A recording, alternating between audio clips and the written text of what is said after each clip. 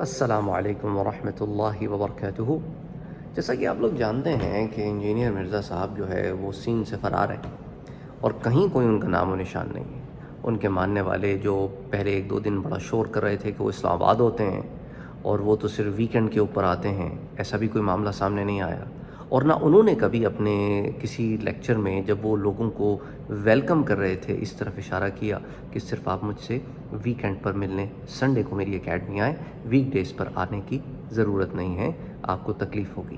اچھا، جہاں تک یہ تو میں نے آپ کو کل بھی بتا دیا تھا، جہاں تک وہ لوگ جو بہت شور کر رہے ہیں نا کہ اتنا ڈرامہ کرنے کی کیا ضرورت تھی مفتی صاحب کو، ڈائریکٹ اکیڈمی چلے جاتے، سر پھر اس کا مطلب ہے کہ یا تو آپ کو پتہ نہیں ہے یا پھر آپ جان بوجھ کر اپنی آنکھیں بند کیے بیٹھے ہوئے ہیں کہ جن لوگوں نے ڈائریکٹ اکیڈمی جانے کی کوشش کی انہیں راستے سے، دروازے سے ہی لوٹا دیا گیا۔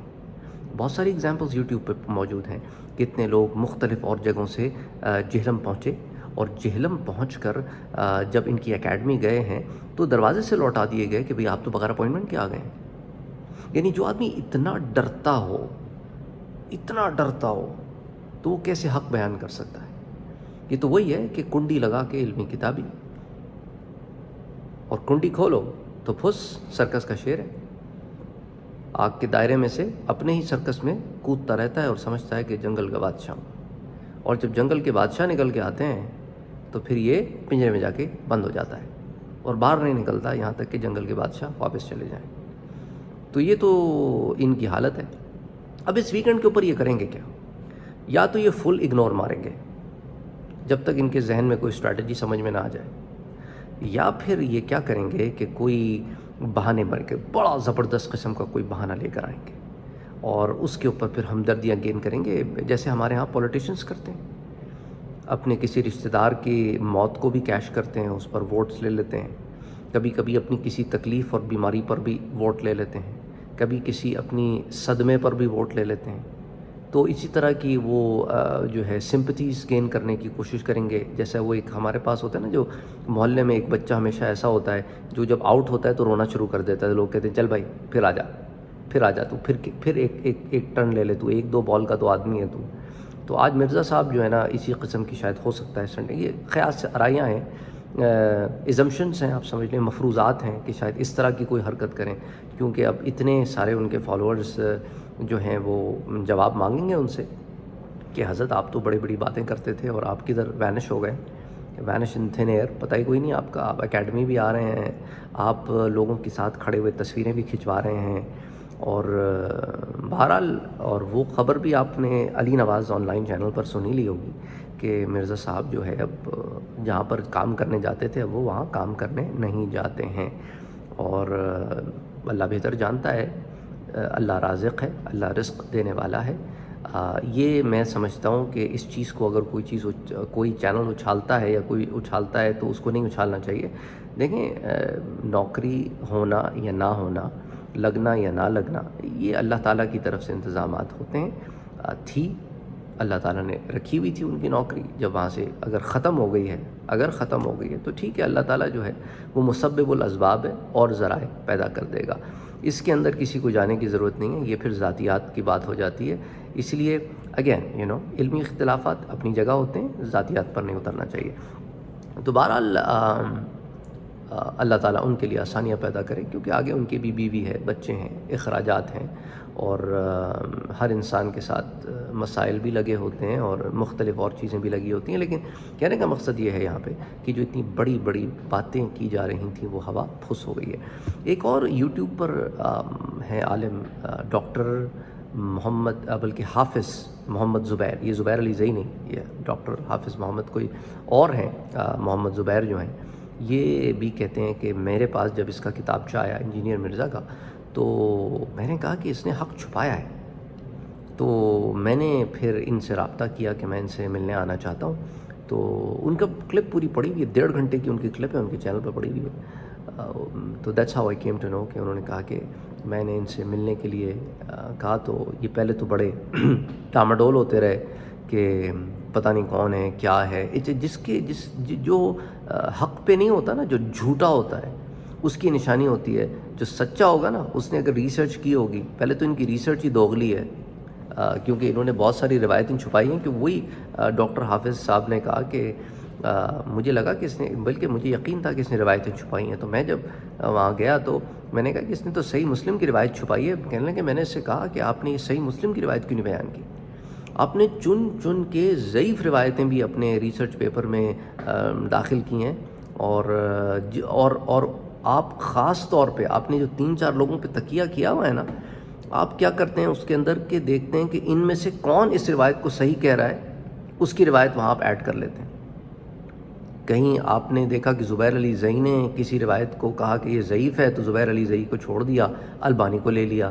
کہیں البانی نے اس روایت کو ضعیف کہا تو زبیر علی زئی کو لے لیا یا شعیب کو لے لیا. اگر اچھا کسی اور نے اس کو اگر صحیح کہہ دیا اور ان تینوں چاروں نے اسے ضعیف کہہ دیا تو آپ نے اس کو لے لیا. یعنی آپ کے کوئی گراؤنڈز اینڈ بیسز ہی نہیں ہیں، آپ کہیں سے بھی کچھ بھی لے لیتے ہیں. اور وہ تمام روایات جو آپ کے خلاف جاتی ہیں، چاہے درجہ صحیح کیوں، آپ انہیں انکلوڈ ہی نہیں کرتے اپنے ریسرچ پیپر میں. اسی طرح انہوں نے کہا کہ اس نے ترجمے میں بھی ڈنڈیاں ماری ہیں کہ عربی عبارت کا وہ ترجمہ ہی نہیں نکلتا تھا. مثال کے طور پہ حدیث مبارکہ میں ہے حق والی جماعت،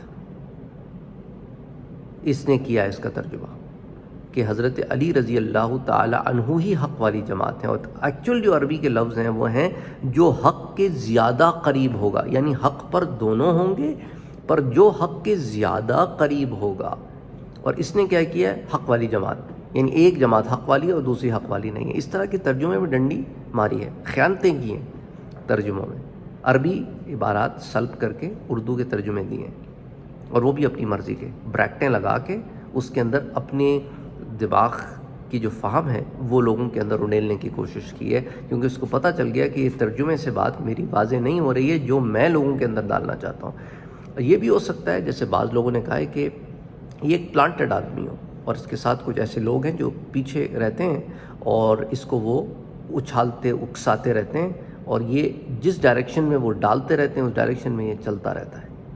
جیسا کہ مرزا غلام قادیانی نے کے ساتھ بھی وہ حکیم نور الدین تھا نا پیچھے، ایکچولی تو وہ تھا میسٹر مائنڈ، پیچھے رہتا تھا، کام سارے اس سے کراتا تھا. تو اس کے بھی پیچھے کوئی ہو جو اس سے جو بیچ بیچ میں ایسے سوالات کرتا ہے کہ بھئی یہ نہیں کرنا یہ نہیں کرنا، اس کو ڈائریکٹ کرتا رہتا ہے، سامنے نہیں آتا لیکن ایز اے مین پرسن.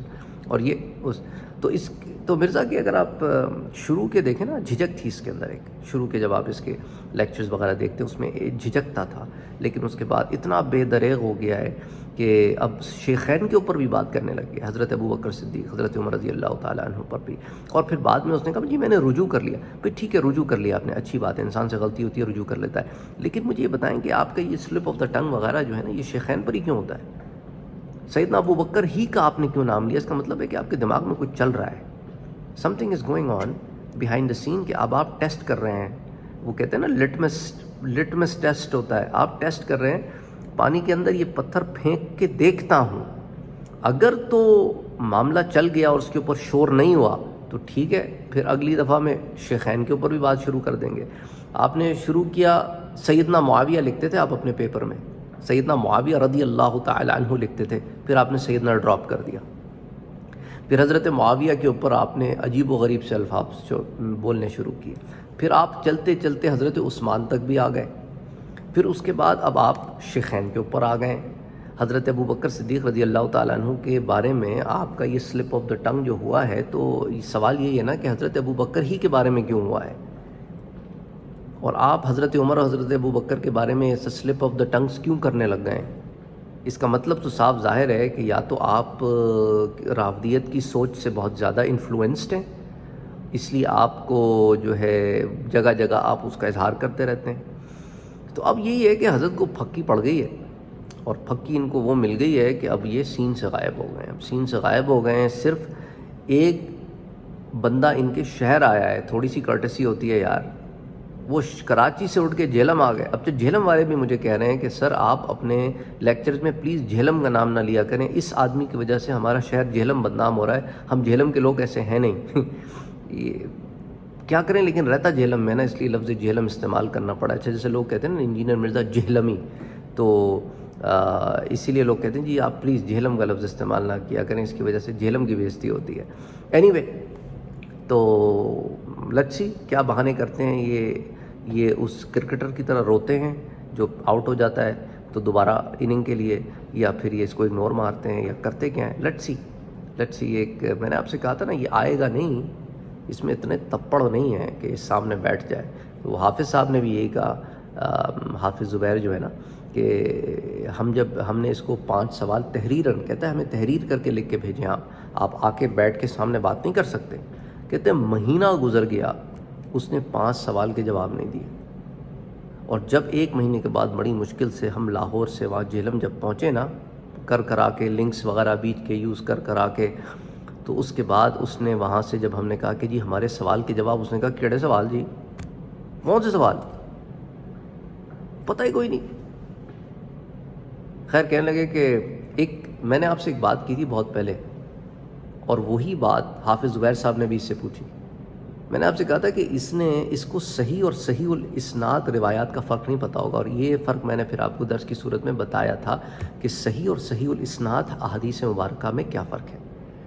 یہی سوال انہوں نے اس سے بھی کیا. کہنے لگا یہ آئیں بائیں شائیں کرتا رہا، اس کو پتہ ہی نہیں تھا کہ صحیح اور صحیح الاسناد روایات میں فرق کیا ہوتا ہے. کہنے لگے، اور پھر ان کا ایٹیٹیوڈ اور اتنی بدتمیزی، اتنی بد تہذیبی، کہ میں جس شخص کے ساتھ بیٹھ گیا تھا وہاں پہ بیٹھنے کے لیے، حافظ صاحب کہتے ہیں، تو اپنے درس سے پہلے کہنے لگا کہ تم دونوں یہاں سے اٹھو، الگ الگ بیٹھو. اچھا، پھر کہنے لگے کہ تمہیں بھیجا کس نے؟ تمہیں توصیف الرحمان نے تو نہیں بھیجا، تمہیں فلان نے تو نہیں بھیجا. یعنی اتنا ڈر، اتنا خوف.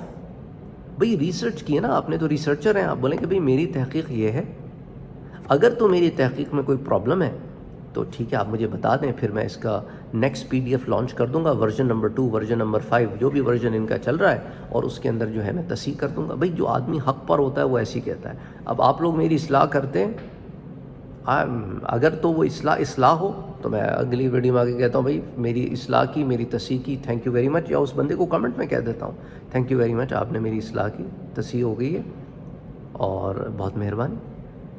یہ کیا بات ہوئی کہ آپ کی اصلاح بھی کی جائے اور آپ پھر اڑے بھی رہیں اور خراب سے خراب ہوتے چلے جائیں، اور اپنا جو ہے اور جو ہے دل کا غبار نکالتے رہیں، اور بدتمیزی اور بد تہذیبی کرتے رہیں. تو اینی وے کہنے کا مقصد یہ ہے کہ کھل کے سامنے آ گئے یہ صاحب کہ کتنے پانی میں ہیں. اور اب بھی اگر کوئی اس شخص کو بلائنڈلی فالو کرتا ہے تو اس کا مطلب ہے کہ وہ فارغ ہو گیا اندر سے، اٹس ڈن. اس نے جو کہا ہے نا کہ the damage has been done، تو اس نے واقعتاً اس شخص کے ساتھ ایسا ڈیمیج کیا ہے کہ اس کو حق اور باطل کا فرق بھی اس نے مٹا دیا ہے، اور اپنے غلط تاثرات اس کے اندر منتقل کر دیے ہیں. اسی لیے آپ دیکھیں کہ ان کے زیادہ تر فالوورز کا یہی رائے عمل ہے کہ یہ آ کے گالی سے کم بات نہیں کرتے. اور میں یہی کہتا ہوں کہ استاد ایسا ہے تو شاگرد سے یہی ایکسپیکٹڈ ہے. میں ان کے منہ پہ کہتا ہوں کامنٹ میں ہی، اور ہاں ویڈیو میں بھی کہہ رہا ہوں کہ جب استاد ہی بدتمیز، بد تہذیب، گستاخ آدمی ہے تو شاگرد سے بھی ایسے ہی باتیں ایکسپیکٹ ہوتی ہیں، بلکہ ہم ایکسپیکٹ کرتے ہیں. اگر وہ نہ کریں تو ہم شاید کوئی ایسا آدمی ہے جس کی شاید پہلے تربیت ہو گئی تھی، اس لیے اس کے کچھ عناصر موجود ہیں اس میں، ورنہ عموماً جو ان کے تربیت یافتہ لوگ ہیں وہ انہی کی طرح ہیں. اور یہ خود بھی ایسی ہیں جیسا کہ وہ لوگ جو تھرڈ پارٹیز سے جا کے جیسا ملی ہیں، انہوں نے ان کو بڑا ہی بد تہذیب پایا ہے. تو اینی وے کہنے کی بات یہی ہے، یا باٹم لائن اس کے لیٹس سی اکیڈمی سے سنڈے کو کیا خبر آتی ہے. اور السلام علیکم ورحمۃ اللہ وبرکاتہ.